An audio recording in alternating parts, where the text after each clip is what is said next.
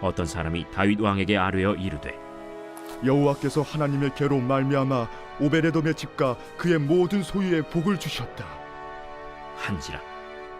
다윗이 가서 하나님의 궤를 기쁨으로 메고 오벳에돔의 집에서 다윗 성으로 올라갈새 여호와의 궤를 맨 사람들이 6걸음을 가매 다윗이 소와 살찐 송아지로 제사를 드리고 다윗이 여호와 앞에서 힘을 다하여 춤을 추는데 그때 다윗이 배 에봇을 입었더라. 다윗과 온 이스라엘 족속이 즐거이 환호하며 나팔을 불고 여호와의 궤를 메어오니라. 여호와의 궤가 다윗 성으로 들어올 때 사울의 딸 미갈이 창으로 내다보다가 다윗 왕이 여호와 앞에서 뛰놀며 춤추는 것을 보고 심중에 그를 업신여기니라. 여호와의 궤를 메고 들어가서 다윗이 그것을 위하여 친 장막 가운데 그 준비한 자리에 그것을 두매 다윗이 번제와 화목제를 여호와 앞에 드리니라.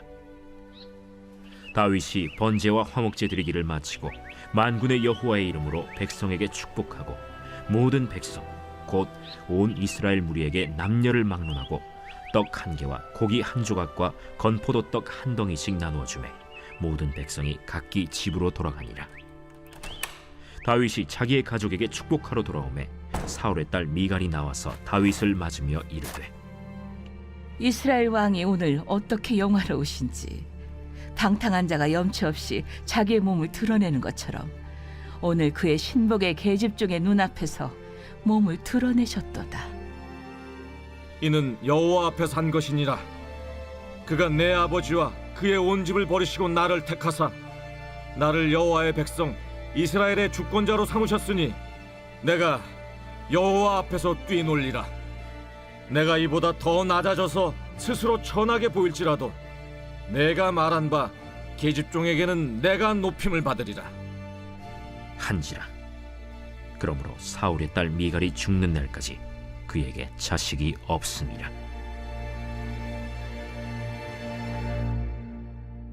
할렐루야. 하나님의 은혜가 우리 모든 성도님들에게 함께 하시기를 주님의 이름으로 축복합니다. 오늘은 사무엘하 6장 어제 말씀에 이어서 함께 은혜 나누기를 원합니다. 우리가 신앙생활을 하다 보면 가장 많이 하는 이야기 중에 하나가 나 시험에 들었다 라는 표현을 할 때가 있습니다. 왜 우리는 시험에 들까요? 왜 시험에 들면 우린 참 어렵고 힘든 것일까요? 그 이유가 있을 것입니다. 자, 오늘 우리가 나눌 주제가 다윗이 참 믿음을 가지고 잘 살아오다가 시험에 들게 됩니다. 낙심하는 이야기가 나오게 됩니다. 왜 믿음의 사람 다윗도 시험에 들게 되느냐? 지난 시간에 다윗이 왕위에 오르면서 하나님을 생각했다고 했습니다. 여호와 하나님 언약궤 법궤를 왕이 되면서 예루살렘에 그 법궤를 모셔와야겠다라는 프로젝트를 진행하겠다고 마음을 먹고요. 그 과정 가운데 생기는 일로 인하여 다윗이 믿음의 시험을 들게 됩니다. 여러분, 하나님의 언약궤 법궤는 이스라엘에게 영적인 의미를 가지고 있는데요. 광야 생활 가운데 언약궤가 맨 앞에 서서 제사장들이 갈 때 그걸 따라가면서 하나님이 우리와 함께 하신다, 하나님 임재의 상징이거든요. 이 다윗도 마찬가지입니다. 이 법궤를 모셔오는 프로젝트를 3만 명을 동원해서 모든 정성과 열심을 기울이게 됩니다. 예루살렘으로 모셔오는 길에 온 나라 백성들이 나와서 그걸 지켜보고 있는 것입니다. 근데 베레스 우사, 하나님께서 우사를 심판하셨다, 진노하셨다라는 내용을 말씀드렸는데 소가 수레를 끌면서 언약궤를 가져오는 과정 가운데 언약궤가 쓰러져서 넘어질 뻔할 때, 움직일 때 우사가 손으로 그것을 잡았을 때 하나님께서는 우사가 그 길에서 바닥에 죽게 하셨습니다. 이게 하나님 진노의 심판의 내용이거든요. 다윗의 입장에서는 시험에 드는 것입니다. 나는 하나님을 생각하고 하나님을 위해서, 하나님을 기쁘시게 하기 위해 이 일을 하고 있는데 왕으로서의 체면도 있는데 모든 백성이 보는 가운데 하나님 굳이 왜 이런 일을 하셔야만 했는가? 그래서 다윗이 마음에 근심과 시험이 들었을 때 모든 것을 중단시켜 버립니다. 하나님 언약궤를 예루살렘으로 가져오는 프로젝트를 중단하고 왕궁으로 돌아가게 되는데요. 이 과정 가운데서 이 오베데돔이라는 사람이 자기는 하나님의 언약궤를 맡기로 결정하지도 않은 사람인데 어부지리로 그렇게 이 프로젝트가 중단되면서 오베데돔의 집에 임시로 하나님의 언약궤를 맡게 되는 일이 일어나게 됩니다. 자, 그런데 그때 놀라운 일이 일어나게 되는데요. 석 달 동안 이 오베데돔의 집에 하나님의 언약궤가 들어와서 임시로 보관하고 있는 그때 어떤 일이 일어나느냐. 11절 말씀에 보니까 여호와 하나님께서 오베데돔과 그의 온 집에 하나님의 축복을 내리십니다. 여러분 기억하시기 바랍니다. 하나님이 함께 하시는 곳에 축복이 임합니다. 하나님이 함께 하는 곳에 하나님의 은혜가 나타나게 됩니다. 하나님이 나와 함께 하시면 그 인생이 복된 줄로 믿습니다. 여러분 하나님이 함께 하시는 일터와 여러분의 가정이 되시기를 주님의 이름으로 간절히 축복합니다.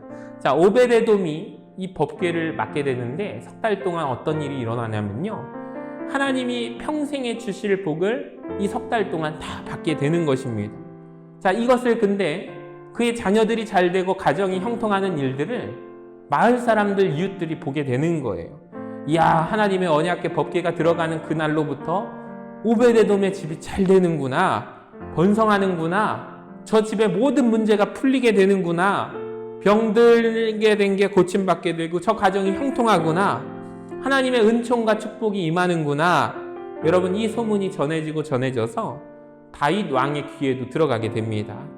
자, 다윗이 그때 회복이 되는 거예요. 이 오베데돔의 집에 하나님께서 축복하시는 것을 보고 다윗이 달려가서 그거를 바라보고는요, 하나님에 대한 인식의 변화되게 되었습니다. 하나님은 사람을 저주하고 망하게 하시는 분이 아니고 하나님은 복을 주시는 하나님이시구나. 하나님이 함께 하시면 그 인생이 잘 되고 복되고 형통하구나. 하나님께 가까이 하면 하나님의 은혜를 입게 되는구나. 여러분 이 사실을 다윗이 다시 깨닫게 되는 것입니다. 그래서 다윗이 이 시험을 이기게 됩니다.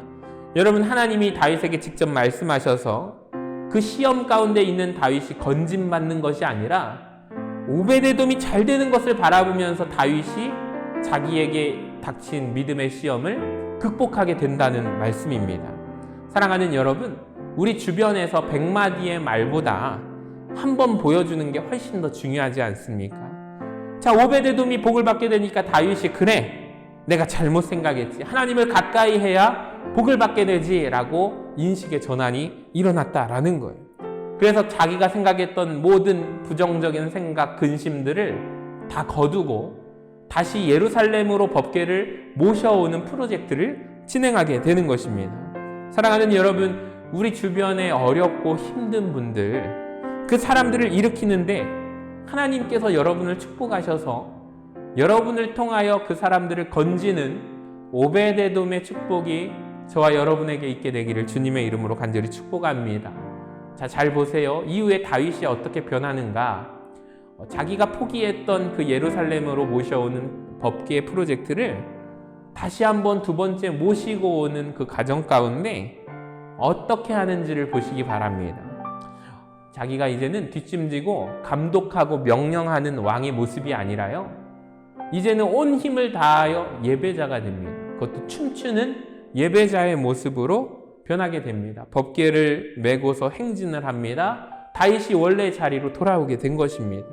여러분, 우리에게 이 예배자의 기쁨의 축복이 넘치기를 원합니다. 여러분, 다윗이 얼마나 기뻐했으면 누가 보든지 안 보든지 왕의 체면도 상관이 없습니다. 너무 기쁘고 감격스러운 장면이에요. 덩실덩실 춤을 추면서 누가 보든지 안 보든지 하나님 앞에서 나는 춤추는 예배자가 되리라. 여러분, 그런 예배자가 되기를 축복합니다. 다윗이 믿음의 시험, 어려움의 시험을 딛고 믿음으로 다시 일어날 수 있었던 것은 여러분 인식의 전환이고 오베데돔을 통한 하나님에 대한 생각이 바뀌었기 때문이에요. 사랑하는 여러분, 하나님을 의지합시다. 우리를 축복하시는 하나님을 바라보며 선한 목적과 하나님이 원하시는 선한 방법으로 우리가 주님 앞에 든든히 서가는 우리 모든 서신의 교우들이 되시기를 주 안에서 사랑하고 축복합니다.